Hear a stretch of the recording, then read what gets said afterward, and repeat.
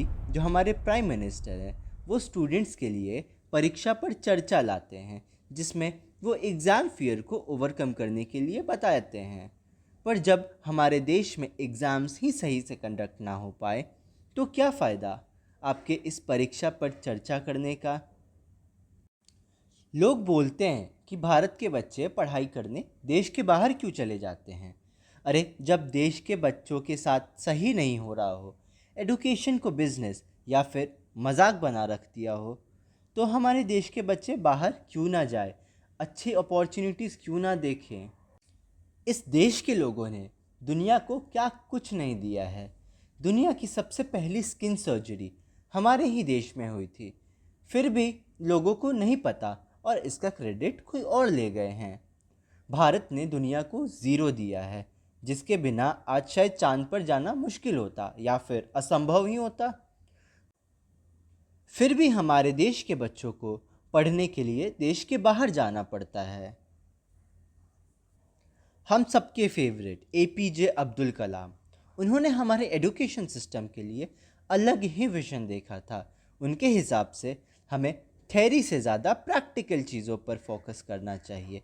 And thanks to our government कि उन्होंने 2020 में न्यू एजुकेशन पॉलिसी लॉन्च किया था, पर पता नहीं इम्प्लीमेंट कब से करेंगे। हमारी सरकार बोल रही है एजुकेशन एक बेसिक राइट है, एजुकेशन सबको मिलना चाहिए, जो कि सच है। पर क्या सरकार एजुकेशन सबको दे पा रही है? और जिन्हें मिल भी रहा है, क्या उन्हें सही से मिल पा रहा है? नहीं।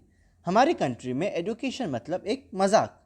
सरकार अपने रैलियोज़ में बोल रही है एजुकेशन सबको मिलेगा, पर डेटास के अकॉर्डिंग पिछले 10 साल में 89,446 से ज़्यादा सरकारी स्कूलें तोड़ दिए गए। मैं पूछना चाहता हूँ, ऐसा क्या पढ़ाया जा रहा है जो स्कूल तोड़ के ही पढ़ा सकते हैं? हमारे देश में हर 1 से 2 किलोमीटर पे आपको ठेके मिल जाएंगे, पर स्कूल नहीं, स्कूल्स नहीं मिलेंगे। हमारे कंट्री में स्लोगन होना चाहिए, पिएगा इंडिया तभी तो जिएगा इंडिया, ना कि पढ़ेगा इंडिया तभी तो बढ़ेगा इंडिया। हमारे देश में पेपर लीक बहुत बड़ी प्रॉब्लम है। और आपको क्या लगता है, ये जो पेपर लीक होते हैं उसके बारे में गवर्नमेंट को नहीं पता है? उनके पास सारे डेटाज होते हैं, किधर से पैसे किधर गए और कहाँ के पैसे कहाँ आ रहे हैं, एक एक चीज़ के डेटाज होते हैं उनके पास।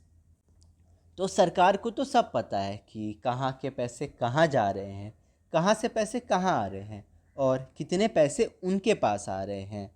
तो चलो थोड़ा हम भी डेटा डेटा खेल लेते हैं।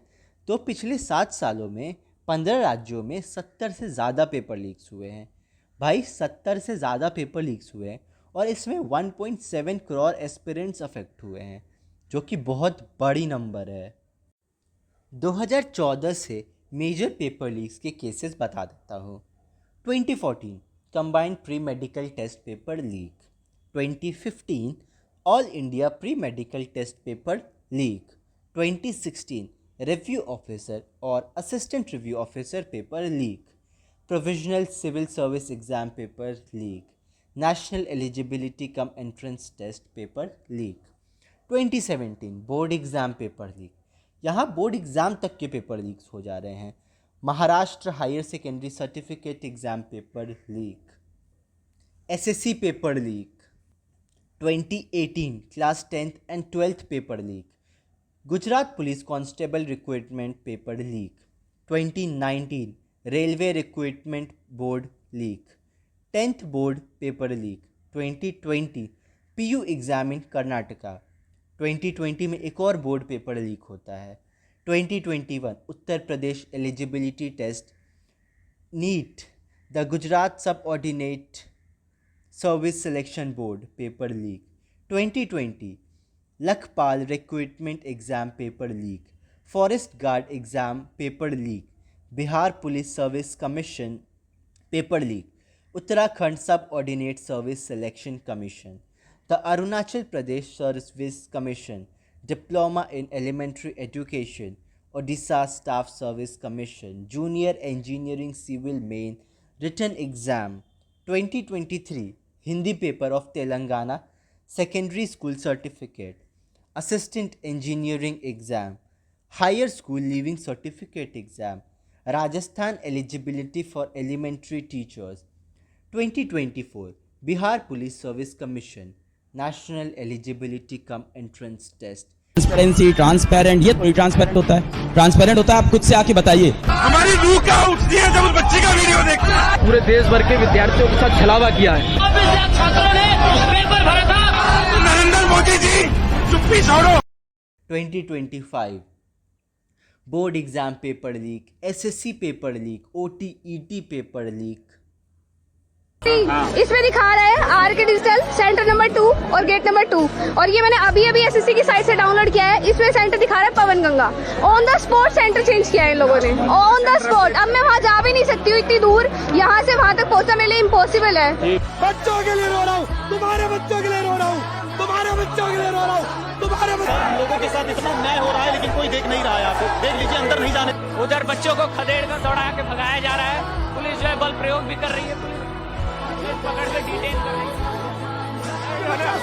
मारो जितना मारो, हमारे साथ में गलत हो रहा है। हमने क्या गलत किया है? बॉम्ब फोड़ा है कहीं पे। ये सारे डेटाज जो बता रहे हैं हमारे देश में पेपर लीक कितना कॉमन है। इसके अगेंस्ट प्रोटेस्ट्स हो रहे हैं, स्टूडेंट्स एंड टीचर्स को मारा पीटा जा रहा है, उनके अगेंस्ट एफआईआर हो रहे हैं, उनको एज अ क्रिमिनल ट्रीट किया जा रहा है। तुम ही सोचो, जिस देश में टीचर्स के साथ ऐसा होगा वो देश कैसे आगे बढ़ पाएगा। वो कहते हैं ना, गुरु भगवान बराबर होते हैं, पर इन गुरु के साथ मारपीट हो रहा है। जब भगवान पर ही ऐसे अत्याचार होंगे तो लोगों का कल्याण कैसे होगा। तो चलो मैं बताता हूँ ये पेपर लीक्स होते कैसे हैं। ये पूरा एक बिजनेस है जिसे हम पेपर माफियाज बोलते हैं। इसमें ऊपर से नीचे तक के लोग शामिल होते हैं। तो इस बिज़नेस को डिकोड करते हैं। इसका सबसे मेन खिलाड़ी द इनसाइडर, मतलब कोई एक करप्ट ऑफिशियल, और ये इनसाइडर सिस्टम के सबसे हाई पोस्ट पर भी बैठा हो सकता है। इनसाइडर्स के बाद आते हैं हैंडलर्स, ये लीक कराने वाले और जो पेपर्स खरीद रहे होते उनके बीच ब्रिज का काम करते हैं। ये लोग व्हाट्सएप और टेलीग्राम के थ्रू पेपर्स को लीक कराते हैं।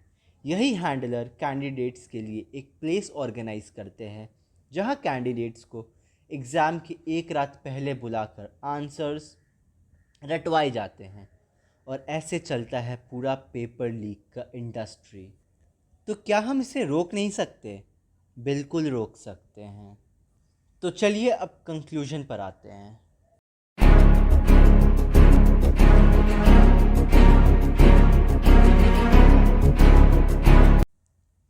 देश के लाखों बच्चे सीरियस होकर अपने सपनों को पूरा करना चाहते हैं।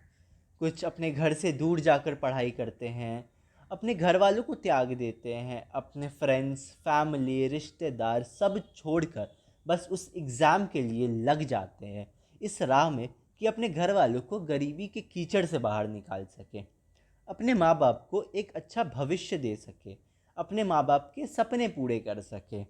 पर पेपर लीक उनके सपनों को तोड़ देता है। तो इसे कैसे रोकना चाहिए? क्या हम इसे रोक नहीं सकते? हम इसे रोक सकते हैं।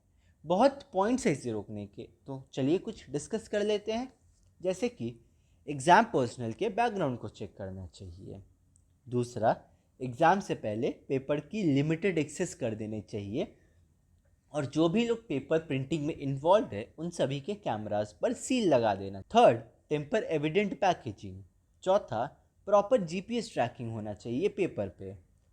फोर्थ, नॉन बेलेबल जेल, और स्ट्रिक्ट लीगल पेनल्टीज़ भी होनी चाहिए इन पे। हमारी गवर्नमेंट चाहे तो हम इन पेपर लीक्स को रोक सकते हैं और हमारे देश का भविष्य बेहतर कर सकते हैं। तो चलिए आज के लिए इतना ही। अगर आपको ये वीडियो अच्छी लगी और चाहते हो कि मैं ऐसी वीडियोस भी बनाया करूँ अपार्ट फ्रॉम स्टोरी टेलिंग, तो मुझे कमेंट सेक्शन में ज़रूर बताना और अपनी कहानियाँ भी ज़रूर शेयर करना मेरी सोशल मीडियाज़ पर। So thank you, signing off.